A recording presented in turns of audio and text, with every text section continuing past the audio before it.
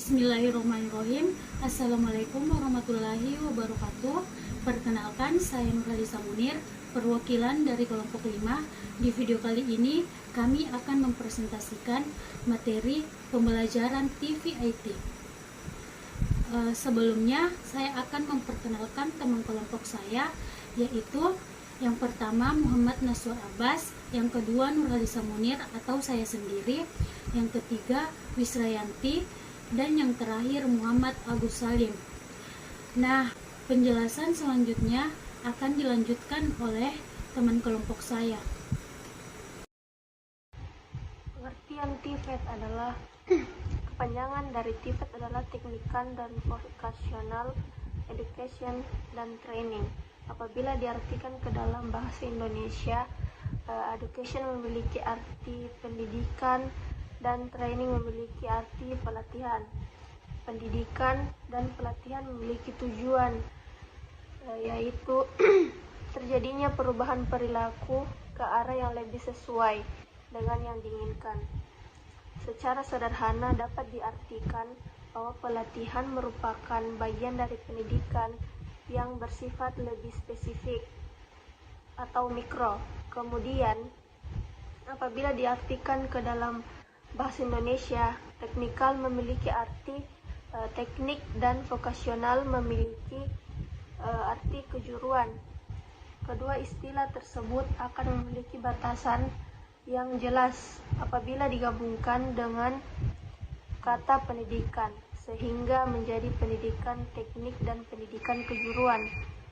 Pendidikan teknik diartikan sebagai program pendidikan yang bertujuan untuk mempersiapkan tenaga kerja pada level teknisi atau subprofesional, yang biasanya tingkatannya berada satu level di atas craftsman, akan tetapi levelnya berada di bawah profesional.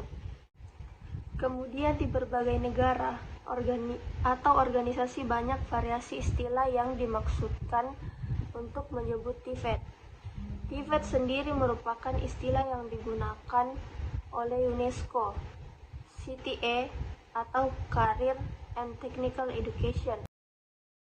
Rasionalisasi keberadaan TVET. TVET hadir untuk mendukung secara positif mengenai kebutuhan pekerja dengan kualifikasi yang cukup, bervariasi, serta menghilangkan kepentingan-kepentingan golongan, di mana secara khusus di Indonesia kepentingan golongan dinilai sebagai bibit liberalisme yang harus dihilangkan. Melalui TVET, para calon pekerja dibimbing sekaligus dibekali pengetahuan dan keterampilan. Sebagai calon pekerja bisa menjadi pekerja-pekerja yang telah memiliki identitas kerja, identity of work, yang kuat dan memiliki kemampuan berpikir tingkat tinggi, high order thinking skill. Pendefinisian mengenai bidang semakin terfokus dengan jelas. Sebagai contoh adalah Indonesia yang telah memiliki piramida ketenagakerjaan. Melalui piramida tersebut dapat dilihat saja kualifikasi pendidikan untuk menduduki satu bidang kerja. Berbeda dengan bidang kerja masa lampau, di mana pendefinisiannya masih sangat umum dan kurang fokus. Dengan adanya pendefinisian yang fokus, diharapkan calon pekerja akan terjun ke suatu bidang kerja akan memiliki tujuan dan arah yang jelas mengenai kompetensi apa saja yang dikembangkan. Globalisasi yang terdiri dari aspek pergerakan ekonomi, sosial, budaya, dan politik telah menggerakkan konsep-konsep mengenai pekerjaan pekerja. Di era globalisasi terdiri dari 3 aspek penting, yaitu 1. Di dalam pekerjaan ada upah yang rutin dan jelas. Yang kedua, secara subjektif merupakan suatu bentuk pengabdian dari pekerja. Yang ketiga, memberikan kesempatan para pekerja untuk terus berkembang. Saya akan melanjutkan materi yang sebelumnya sudah dibacakan oleh saudari Wisra. Di sini langsung saja masuk ke materi keunikan TVIT. TVIT merupakan bentuk pendidikan unik karena memiliki berbagai ciri khas khusus yang memberikan cita rasa berbeda dengan pendidikan umum. Salah satu paket keunikan TVIT tergambarkan dalam kerangka kerja konseptual. Apabila ingin mengadakan TVIT untuk suatu bidang tertentu, maka harus didahului dengan penyusunan kerangka kerja konseptual. Kerangka kerja konseptual secara keseluruhan mencerminkan arah pemikiran dan implementasi dari TVIT yang bersifat fleksibel. Fleksibel itu sendiri memiliki arti bahwa kerangka kerja konseptual merupakan gambaran umum yang bersifat kaku, tetapi secara khusus mudah beradaptasi apabila misalnya dihadapkan pada masalah yang sama tetapi pada kondisi yang berbeda. Misalnya pada bidang komputer, secara umum diharapkan mampu mengoperasikan sebuah perangkat lunak desain grafis. Kerangka kerja konseptual berisi beberapa aspek, yaitu yang pertama ada kurikulum, kedua sasaran, ketiga teknik pengajaran, keempat teknik asesmen, kelima teknik evaluasi. Kemudian ada beberapa aspek tambahan yang memberikan cita rasa berbeda dengan pendidikan umum. Di antaranya yang pertama ada orientasi, yang kedua hubungan dengan industri dan kepekaan. Selanjutnya saya akan membacakan konsep TVIT dalam pendidikan kejuruan. Yang pertama itu life-based learning. Masa industri berbasis pengetahuan, knowledge-based industry, membutuhkan pekerja berpengetahuan yang siap menerima tantangan pekerjaan dengan kondisi lingkungan yang dinamis, mengikuti perubahan dan arus tekanan yang semakin kontradiktif.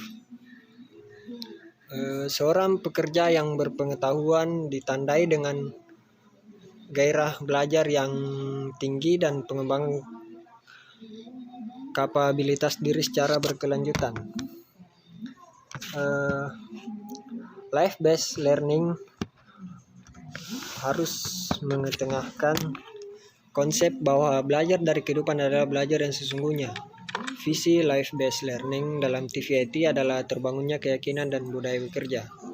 Belajar untuk saling membantu di antara peserta didik, pendidik, dan tenaga kependidikan dalam pengembangan potensi diri mereka masing-masing agar berkembang kapabilitasnya secara terus-menerus dalam bidang kejuruannya. Selanjutnya ada teori belajar transformatif. Teori belajar transformatif sendiri muncul sebagai respon atas perubahan tanpa henti di berbagai aspek kehidupan dan lifelong learning. Teori belajar transformatif muncul sebagai jawaban atas masalah-masalah sosial dalam TVIT. Konsep belajar transformatif pertama kali dikembangkan oleh Jack Mezirow. Belajar transformatif didefinisikan sebagai belajar yang mempengaruhi perubahan jangka panjang pada diri pembelajar dibandingkan dengan jenis belajar yang lain. Pengalaman belajar yang menghasilkan dampak yang bermakna atau perubahan paradigma yang mempengaruhi pengalaman berikutnya bagi pembelajar. Mungkin itu saja yang bisa saya sampaikan, dan selanjutnya akan dilanjutkan oleh teman kelompok saya. Assalamualaikum warahmatullahi wabarakatuh. Self-directed learning. Self-directed learning menggunakan pendekatan andragogi. Self-directed learning merupakan pembelajaran yang didesain oleh pembelajaran sendiri dari rencana, pelaksanaan, dan evaluasi. Kemudian, belajar berpartner sosial. Perkembangan TVET memasuki fase 3 yang dicirikan sistem pendidikan kejuruan demand driven, di mana sistem TVET dipengaruhi secara langsung oleh kebutuhan ekonomi pasar sehingga TVET dituntut mampu menyediakan tenaga profesional dan kualifikasi sesuai dengan kebutuhan pemberi kerja. Belajar berpartner sosial adalah jaringan belajar yang menghubungkan kelompok lokal dengan organisasi atau lembaga eksternal yang digerakkan lintas global, regional, nasional, lokal, kota, tempat kerja, dan keluarga. Kemudian, Pembelajaran orang dewasa. Pembelajaran dalam kejuruan membutuhkan persyaratan dan kondisi kematangan dan kedewasaan pada peserta didik. Lingkungan kerja membutuhkan kesiapan dan kematangan anak dalam melaksanakan pekerjaan. Konsep pembelajaran orang dewasa diarahkan untuk membentuk konsep diri terhadap suatu yang dipelajari, kemudian menentukan makna dari suatu yang dipelajari. Perkembangan pembelajaran mengembangkan dan mengkonstruksi pengetahuan sosial usaha-usaha sendiri. Pengembangan kompetensi sehingga proses kolektif. Kompetensi adalah kapasitas diri seseorang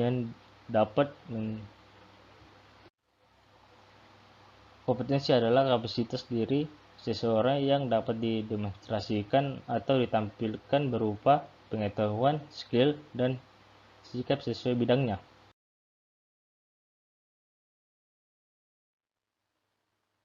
Kemudian ada belajar berbasis kerja. Work-based learning diterapkan dalam TVET untuk memenuhi kebutuhan ketuntasan belajar sesuai standar industri. Belajar berbasis kerja dapat dilakukan di sekolah atau di industri. Pendidikan kejuruan dikatakan elektif bila menghasilkan lulusan yang relevan dengan kebutuhan dunia kerja. Adanya industri berbasis pengetahuan mengandung konsekuensi berubahnya konsep pembelajaran berbasis kerja. Dan terakhir, belajar di tempat kerja. Pembelajaran di tempat kerja membantu siswa untuk yang pertama, menguji coba pilihan pekerjaan dan karir mereka. Kedua, menyelesaikan tugas yang diberikan dalam mata pembelajaran yang bersangkutan di lingkungan industri yang relevan. Ketiga, mengetahui apa yang diinginkan oleh pemberi pekerja dari para pekerja mereka. Keempat, membangun keahlian bekerja umum seperti komunikasi di tempat kerja, kemandirian, dan kerjasama tim.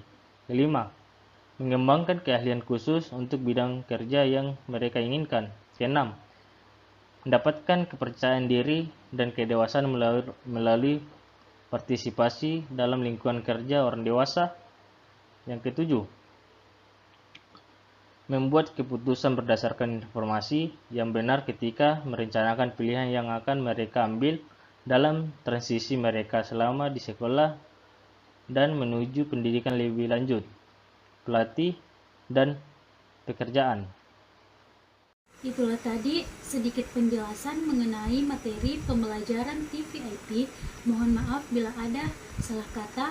Sekian, wassalamualaikum warahmatullahi wabarakatuh.